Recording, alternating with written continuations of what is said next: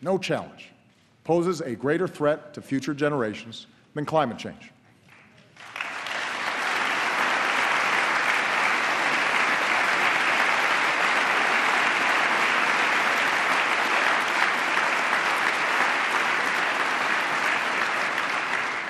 "2014 was the planet's warmest year on record." Now, one year doesn't make a trend, but this does.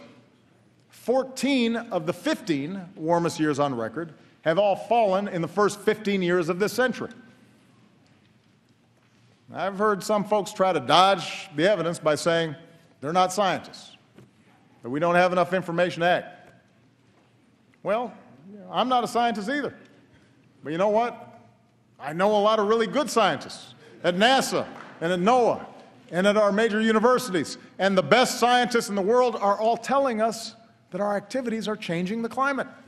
And if we don't act forcefully, we'll continue to see rising oceans, longer, hotter heat waves, dangerous droughts and floods, and massive disruptions that can trigger greater migration and conflict and hunger around the globe.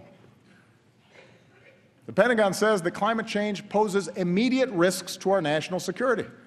We should act like it. And that's why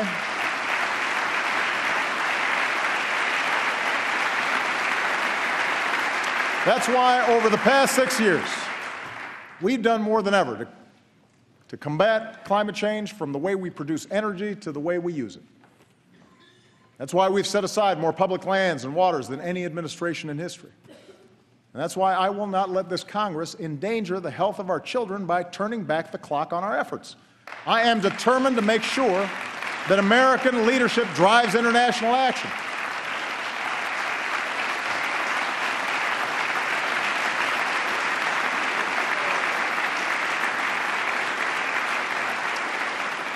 In Beijing, we made a historic announcement. The United States will double the pace at which we cut carbon pollution, and China committed for the first time to limiting their emissions.